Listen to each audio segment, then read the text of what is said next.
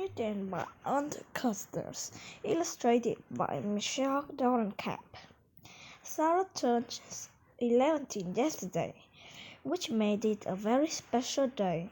A person can turn 11 only once, and most people never turn 11 at all. In fact, I'll let you in on a secret.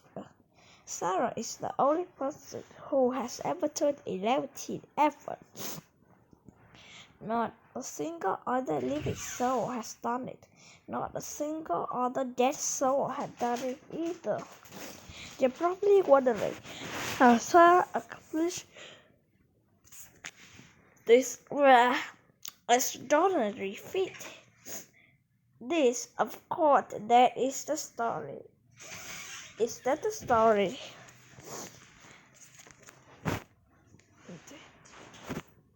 I'm bored, said Sarah as she walked into the kitchen for breakfast one Saturday morning. Would you like to invite a friend over? Asked her mother. No, said Sarah, that's not the problem. I'm bored being 10. Well, your birthday is only a few weeks away, said her mother, so you would have to be 10 much longer. Uh-oh, Sarah needed another comeback quick. What? Yeah. Where's page 5? Uh-oh, Sarah needed another comeback quick. Her 8-year-old brother, Noah, as usual, at the breakfast table before anyone else, saved her. I wish you were born 18, Noah said. Why? Asked Mom. Because they both go away to college, and I have Mommy all to myself. What about Daddy? Asked Sarah. What about me? Dad said as he walked into the kitchen, opening the newspaper and not looking where he was going. Noah smoked and huffed, as if to say that everyone knows that's not nearly the problem that his big sister or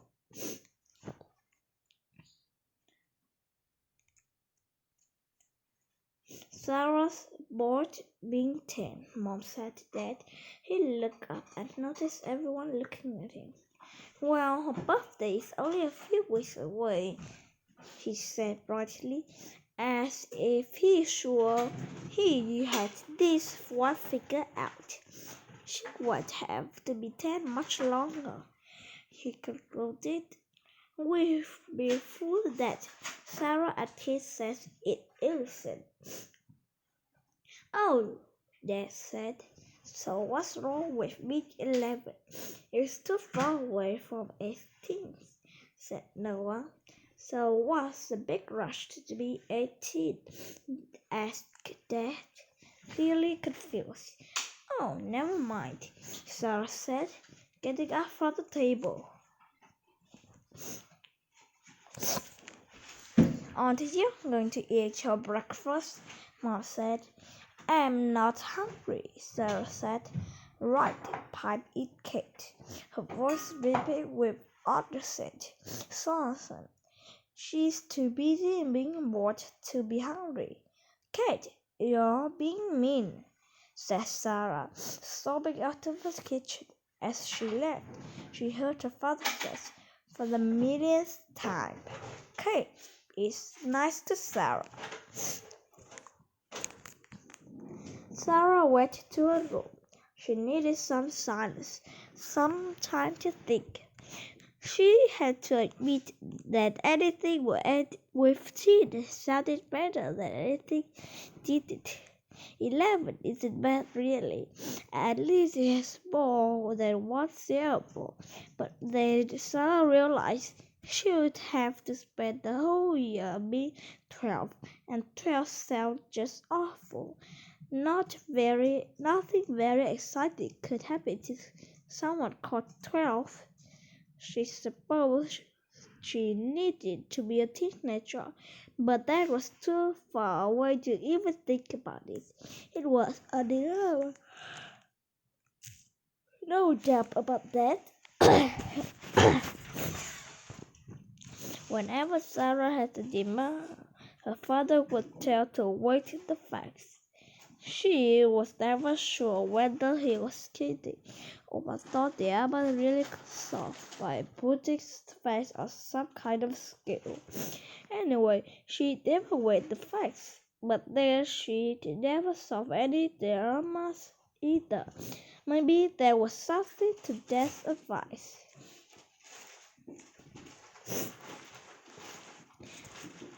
Sarah took out her drawing pad and two color pencils.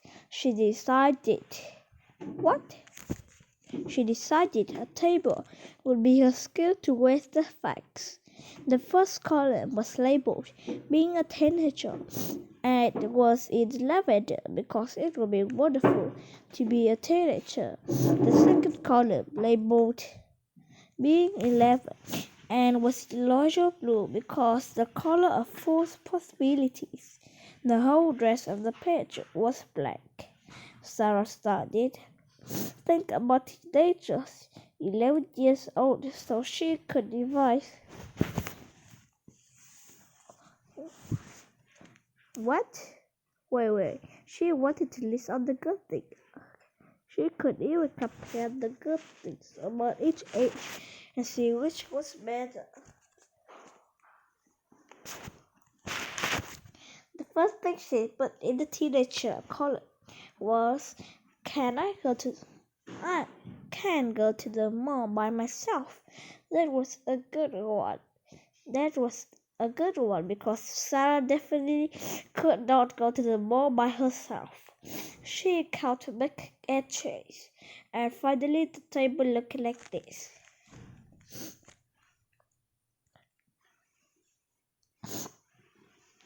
Sarah started to think about what she put in being 11 column.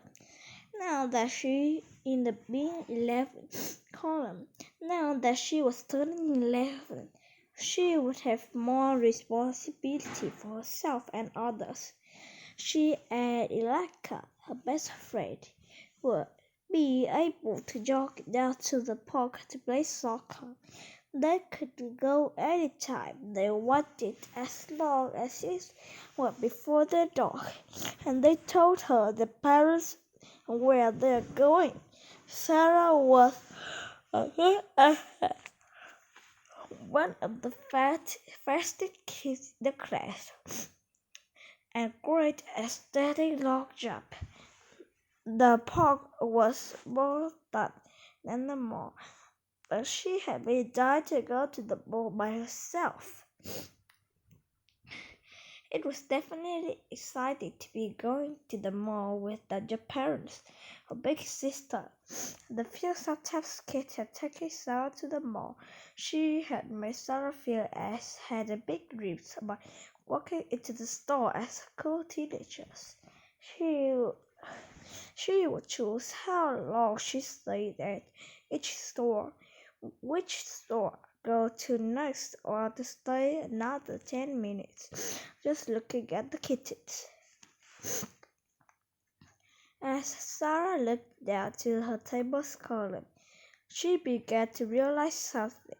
She liked babysitting because she could earn money. 16 years old got to babysit all the time. When Sarah turned 11, her parents said she could babysit Noah and they would pay her. She would still be too young to babysit other people's children, but at least she could babysit Noah. Sarah thought in that way. She would be closer to be 16. At 11, she could babysit Noah and earn money, but things she wanted, like blue nail polish. In fact, that was another way she would be like 16-year-old. She could use her own money and buy things she wanted. It wasn't like an allowance, with her parents still saying yes or no to what she bought. She would earn the money so the decisions about what she could spend it on would be hers, just like a 60 years old. Sarah completed the last line in the table. I can spend my money on what I want. Then it was the lavender and a lot closer with B16 than she was at 10. Actually, if you look at it one way, 11 was 5 was away from 16. That's when it dawned her.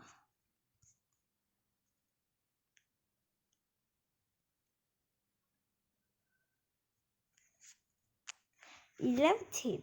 That's what she good like a teenager, responsible, able to earn money and make her own decisions, but had to spend it. Not, not yet. A teenager's years. Besides, she thought it's more important to act older than to be older.